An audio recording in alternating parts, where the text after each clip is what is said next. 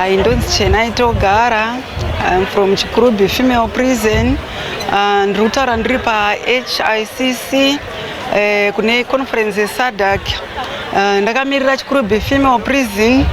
Ndoda kutaura nezve mabasa emaoko atiri kuita. Tiri kuita zvekusona kuti ndisvike panguva yekuti ndagona kusona. Ndakaita zvidzidzo cutting and designing neZayoja School of Dressmaking. Ndabva ndagraduata. After graduation ndaka-advance kudiploma level neAfghan School of Dressmaking.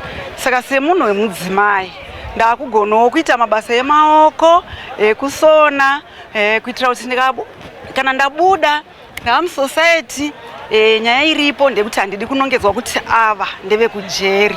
Ndoda kunongedzwa kuti ava madzimai vakanga vari kujeri vakuita mabasa emaoko zvekuti ndiri kutotarisira kunovhura shop yangu yekuti ndee ndichisona tinogona kugadzira futi mabhidzi, tinoita makey holders, tinoita mabhegi, tinoita macram bag. Zvidzidzo zvese zvatakaita tiri paChikurubi Female Prison. Saizvozvi tarisai sheti yandakasona, takaisona tiri pafemale, nemakey holders takaita tiri pafemale, nekadresi kemwana. This is nice. Murongozvionera tiri kusona vanhu vaMwari kuitira kuti kana tabuda tisanyadzise nyika samadzimai uye tisanyadzise vabereki vedu vakatibara. Saka ndiri kunzwa kufara nekuti zuva iri izuva randanga ndisingatarisire muupenyu hwangu kuti inini Chenai Togara ndichazotaurawo ndiri paHICC ndichiratidzawo zvinhu zvangu zvandiri kuita zvemabasa emaoko semudzimai wanhasi. Tinotenda zvikuru sei mukana watakawaniswa iwoyu.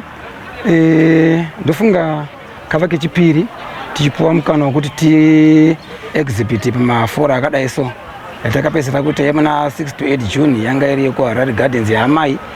Takakwanisa zvokuti tipinde mune ino yeSADC. Zvakanangana namadzimai. Donzo redu nderekuda kusimudzira madzimai. Zvikuru tiri mukati hwosungwa vasikana vamuno hatina panapa ivava ndo vari kuita basa rese riri pano. Saka chinangwa chete ndechekuti tiva market vavanozolinga navo even kana vazobuda mujere.